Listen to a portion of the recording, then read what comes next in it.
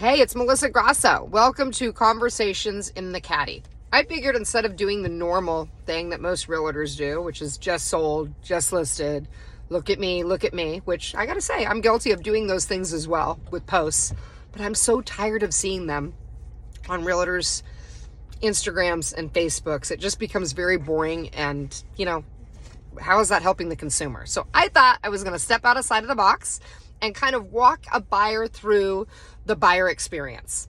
So I figured I would start with a offer that I recently just got accepted for my client. It's in Oceanside, California. We were in a multiple offer situation.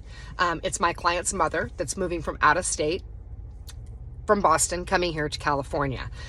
She is contingent, meaning that her home must sell and close escrow before she can buy the property that we're buying. Also, to make the transaction just a little bit more complicated, the buyer that's buying her home in Boston also needs to close escrow on their home. So that's what we call the choo-choo train effect, right? Or dominoes. We have two things that need to happen before she can purchase this home here in Oceanside. So when I come in as an agent to put an offer in for the client, that's a very difficult deal to get accepted because a lot of agents know that contingencies can fall out. We don't have a lot of control over things on the other side of the coin. So that being said, we did have to come over asking price to win the deal, but we did not have to throw our firstborn child at the deal because when you have an agent that has strength and can help you write a very strong offer, there are other ways to get your offer accepted besides just putting in a high number.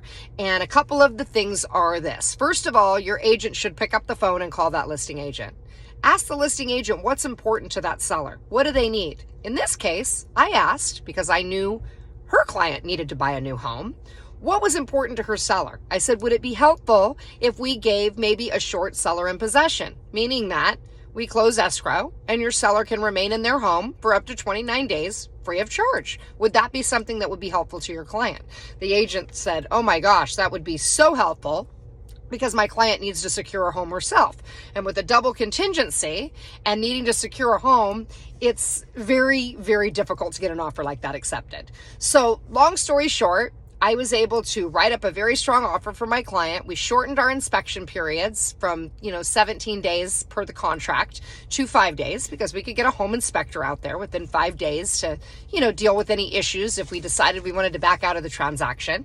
And we did give her the 29-day after close seller in possession, which made the seller feel very comfortable in accepting our offer because we were bridging the gap for some things that she needed to feel comfortable with and to help her out.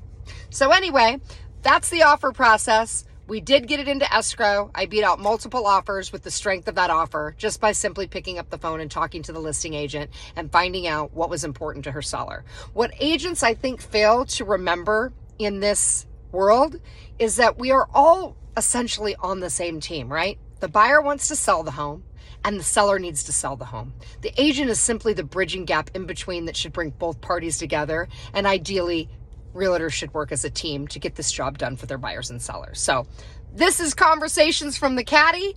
You got my name. It's Melissa Grasso, and I am happy to answer any of your real estate questions. Have a great day.